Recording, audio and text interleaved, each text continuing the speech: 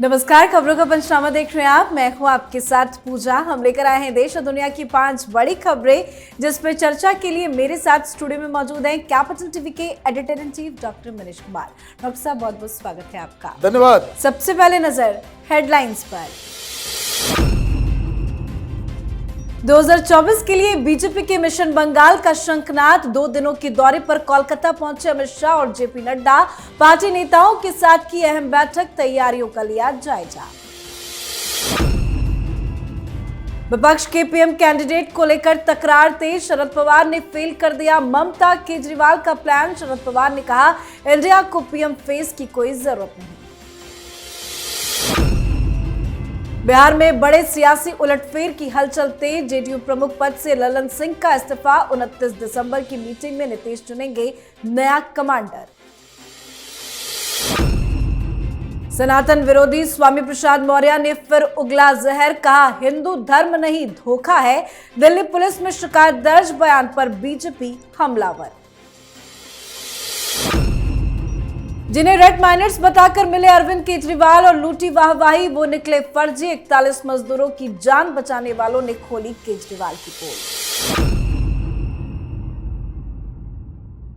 खबरों की शुरुआत में सबसे पहले बात बीजेपी के मिशन बंगाल की। 2024 के लोकसभा चुनाव के लिए बीजेपी के मिशन बंगाल का शंखनाद हो चुका है। लोकसभा चुनाव की तैयारियों को मजबूती देने के मकसद से केंद्रीय गृह मंत्री अमित शाह और पार्टी अध्यक्ष जेपी नड्डा 2 दिनों के कलकत्ता दौरे पर पहुंचे हैं। दोनों ही नेताओं ने आज कोलकाता के कालीघाट मंदिर में पूजा अर्चना की, गुरुद्वारा बड़ा सिख संगत में मत्था टेका। उसके बाद लगातार कई बैठकों में हिस्सा लिया। दोनों नेताओं की इस यात्रा का उद्देश्य अगले साल होने वाले लोकसभा चुनाव से पहले पश्चिम बंगाल में संगठनात्मक स्थिति का आकलन करना है, पार्टी को मजबूत करना है। आज बैठक में बीजेपी ने 15 सदस्य टीम का गठन भी किया। साथ ही बताया जा रहा है कि पार्टी ने इस बार पश्चिम बंगाल से 35 से अधिक लोकसभा सीट जीतने का लक्ष्य रखा है। लोकसभा चुनाव को देखते हुए अमित शाह और नड्डा का पश्चिम बंगाल जाना, क्या रणनीति बनाई जा रही है? देखिए, बंगाल बहुत ही इंपॉर्टेंट राज्य इसलिए है क्योंकि यहां भारतीय जनता पार्टी को जिस तरीके से सीटें राजस्थान या मध्य प्रदेश में आती है वो नहीं आती। वहां ममता बनर्जी एक बहुत मजबूत वोट बैंक के ऊपर वो बैठी हुई हैं। लेकिन पिछली बार तो ठीक ठाक रिजल्ट आया था। इस बार 35 का आंकड़ा, 42 सीटें हैं, 35 बीजेपी टारगेट कर रही है। पॉसिबल है? हाँ, पॉसिबल है। कारण बहुत ही सिंपल है। ममता बनर्जी के खिलाफ वहां जबरदस्त माहौल बना हुआ है। अभी सी वोटर्स का एक सर्वे आया, हर राज्य के मुताबिक। वहां हालांकि ममता बनर्जी को वो ज्यादा सीटें दे रहे हैं, सी वोटर्स बीजेपी को कम दिखाता है। लेकिन उस आंकड़े में जो सबसे महत्वपूर्ण चीज है वो ये है कि बंगाल में 60% लोग ये कह रहे हैं कि प्रधानमंत्री मोदी ही बने।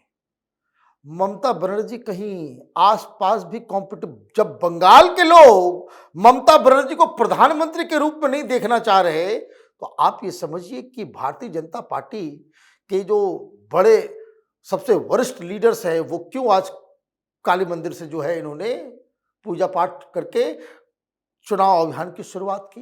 3-4 कारण हैं। एक तो भ्रष्टाचार हमने बताया। दूसरा, ये जो नोटों का पहाड़ निकला पार्थो चटर्जी के गर्लफ्रेंड के घर से, वो लोगों के दिमाग से उतरा नहीं है। और अब तो वेस्ट बंगाल का जो सर्विस कमीशन है उसने हलफनामा दिया है कलकत्ता हाईकोर्ट के अंदर, ये कहते हुए कि हां 8,750 जो हमने नियुक्ति की है उसमें फर्जीवाड़ा हुआ है। किसी के आंसर शीट में हमने बदलाव किया, किसी को रिकमेंडेशन लेटर नहीं दिया फिर भी नौकरी दे दी, किसी को डायरेक्टली कर दिया। मतलब ये जो घोटाले हो रहे हैं बंगाल के अंदर, इससे युवा परेशान है। जो मेधावी छात्र थे, जो डिजर्विंग कैंडिडेट्स थे, उनको दरकिनार किया गया। तो ममता बनर्जी के खिलाफ वहां माहौल पूरी तरीके से बना हुआ है। अब देखना यह है कि किस तरीके से संगठन को बीजेपी मोबिलाइज करती है।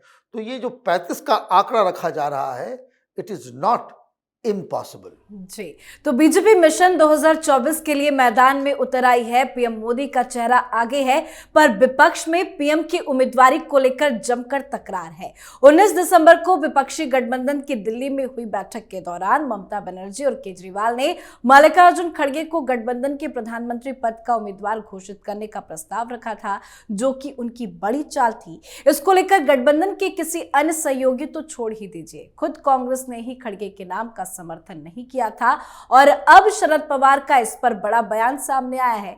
शरद पवार का कहना है कि विपक्ष को 2024 के लोकसभा चुनाव के लिए प्रधानमंत्री पद की उम्मीदवारी की घोषणा करने की जरूरत नहीं है। शरद पवार इस तरह का बयान देकर किसे संदेश देना चाह रहे हैं? देखिए, कुछ दिन पहले राहुल गांधी शरद पवार से मिले, जरूर चर्चा हुई होगी और शायद कांग्रेस पार्टी की ये स्ट्रैटेजी है कि कोई चेहरा सामने नहीं लाया जाए और अगर वो चुनाव जीत जाते हैं तो पीछे के रास्ते से राहुल गांधी को प्रधानमंत्री बना दिया जाए। अगर पहले घोषणा कर देते हैं तो एक तो गठबंधन नहीं बन पाएगा और दूसरा गठबंधन बना भी तो मोदी के सामने राहुल गांधी की स्थिति इतनी खराब है कि वैसे भी वो फिर चुनाव नहीं जीत पाएंगे। तो शायद ऐसा लग रहा है कि शरद पवार से ये गुजारिश की गई होगी कि आप सीनियर लीडर हैं, आप इस तरह की बातें करें, लेकिन सुनने का कौन? बाहर तो छोड़ दीजिए, महाराष्ट्र के अंदर उद्धव ठाकरे सामना में लिखवा रहे हैं, संजय राउत लिख रहा है कि उद्धव ठाकरे भी चेहरा हो सकते हैं, बिना चेहरे के चुनाव नहीं लड़ा जा सकता। ममता बनर्जी कह रही भाई चेहरा चाहिए, लालू यादव भी दूल्हा खोज रहे हैं, नीतीश कुमार भी बोलते हैं चेहरा चाहिए, अरविंद केजरीवाल भी बोल रहे हैं चेहरा चाहिए और लखनऊ में तो अखिलेश यादव ने भी अपने आप को प्रधानमंत्री का उम्मीदवार डिक्लेयर कर दिया है। तो शरद पवार क्या बताना चाह रहे हैं, क्यों बताना चाह रहे हैं, ये समझ में नहीं आ रहा है। क्या इन लोगों को लग रहा है कि अभी 80s के दौर में ये चुनाव चल रहा है, 70s का चुनाव हो रहा है कि चुनाव के बाद सब कुछ तय होगा? पिछले 3-4 चुनावों में चेहरा होना अत्यंत आवश्यक है। अगर प्रधानमंत्री मोदी के सामने आप कोई क्रेडिबल चेहरा नहीं खड़ा कर सकते तो स्थिति दिल्ली वाली होगी। जिस तरह से बीजेपी के पास केजरीवाल के खिलाफ कोई चेहरा नहीं है तो केजरीवाल कैसे स्वीप करता है असेंबली इलेक्शंस, उसी तरीके से 2024 का भी चुनाव भारतीय जनता पार्टी स्वीप कर जाएगी और उसके बाद शरद पवार बयान देने लायक भी नहीं बचेंगे। जी, अगली खबर में बात बिहार में बड़े सियासी उलटफेर की। बिहार से आज बड़ी खबर ये सामने आई कि जेडीयू अध्यक्ष ललन सिंह ने अपने पद से इस्तीफा दे दिया है। ललन सिंह ने अपना इस्तीफा बिहार के मुख्यमंत्री नीतीश कुमार को भेजा है। 29 दिसंबर को दिल्ली की होने वाली जेडीयू की राष्ट्रीय कार्यकारिणी और राष्ट्र परिषद की बैठक में इस पर मुहर भी लगेगी और बताया जा रहा है कि इसी बैठक में नीतीश कुमार ये फैसला लेंगे कि अगला अध्यक्ष कौन होगा। इस्तीफे की खबर है, क्या उन्होंने इस्तीफा दिया या मांगा गया? देखिए, उनको जाना तय था, कारण जेडीयू में नीतीश कुमार बहुत ही असमंजस में फंस गए हैं। उनके सांसद कह रहे हैं कि लालू के साथ जाने से कोई फायदा नहीं होगा, लालू का जो वोट है आरजेडी का वो ट्रांसफर हमें नहीं होने वाला। दूसरी तरफ क्या दिक्कत है, पार्टी में अलग अलग राय है। कुछ लोग पार्टी को विलीन कर देना चाह रहे हैं आरजेडी में, उनके ऊपर दबाव है ललन सिंह के ऊपर। दूसरी तरफ कुछ लोग हैं जो बीजेपी के साथ जाना चाहते हैं और कुछ लोग नीतीश कुमार को अकेला जेडीयू को अपने पैर पर खड़ा रखना चाहिए। 3 अलग अलग गुट है। ललन सिंह वो अब जेडीयू के लीडर के तौर पे कम काम कर रहे हैं, वो लालू प्रसाद यादव के इशारों पे ज्यादा डांस कर रहे हैं। नीतीश कुमार को इस बात की पूरी भनक लग चुकी है, वो उनको ये एहसास हो गया है कि Lalan Singh is a threat to the party. अब ललन सिंह के कहने पे आपने बीजेपी छोड़ी और उसके बाद आपने उनको अध्यक्ष बनाए रखा, वो अनर्गल बयान देते रहे प्रधानमंत्री मोदी अमित शाह के खिलाफ। उसका नतीजा क्या हुआ कि नीतीश कुमार तो एक सरवाइव करने वाले लीडर हैं। उनको समझ में आ गया कि ललन सिंह की वजह से हमारे ऑप्शंस खत्म हो गए हैं, उनको बाहर निकालना ही था। तो उनसे कहा गया कि भाई अब हम नए अध्यक्ष की तलाश है। इसके लिए नेशनल एग्जीक्यूटिव की मीटिंग हो रही है, कार्यकारिणी की बैठक होगी, उसमें वो फैसला लिया जाएगा कौन अध्यक्ष बनेगा कौन नहीं बनेगा।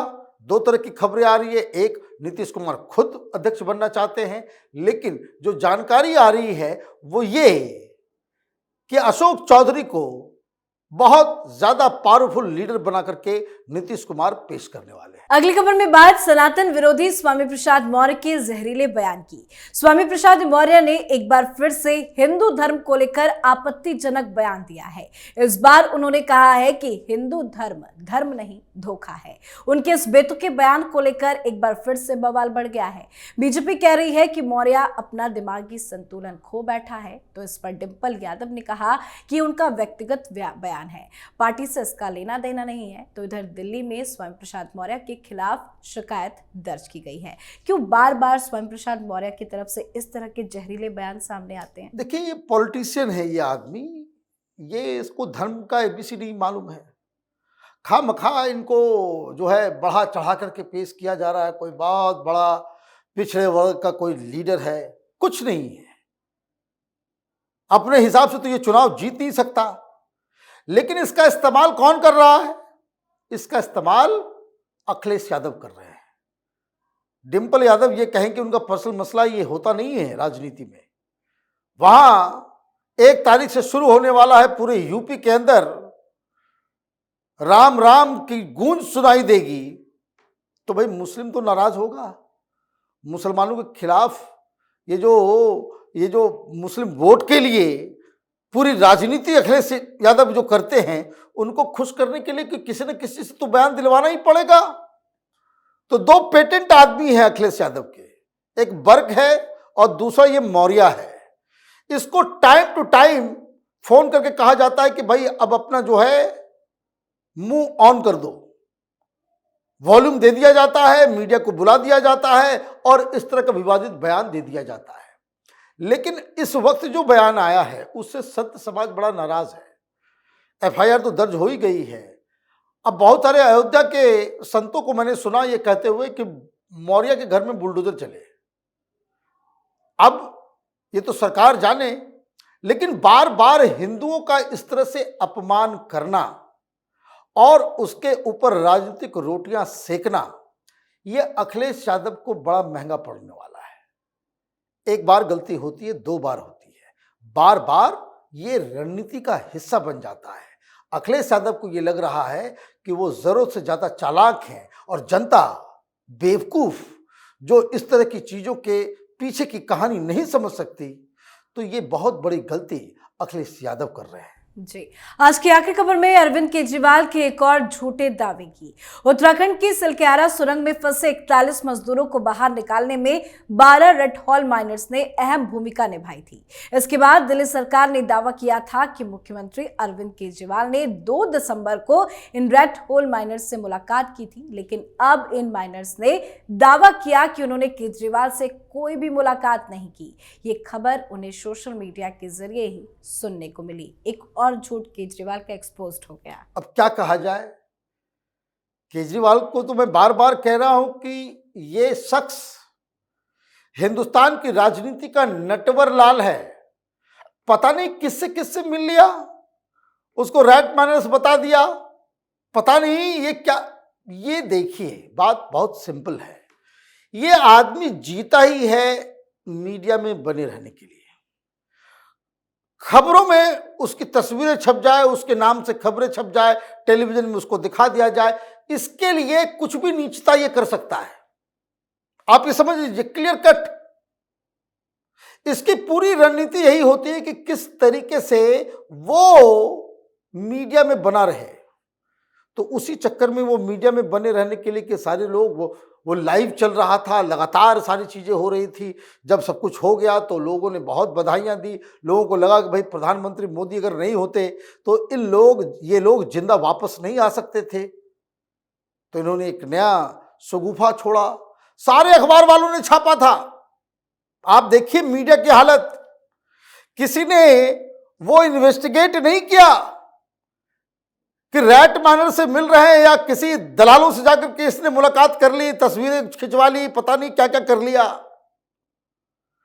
सारी मीडिया ने आम आदमी पार्टी के पास से भेजा गया न्यूज आइटम वो सीधे उसी तरीके से छाप दिया। मैं ऐसे नहीं कहता कि नोटों के बंडल की वजह से मिनिस्ट्री मीडिया केजरीवाल के कुकर्मों के ऊपर कभी कोई रिपोर्ट नहीं करती।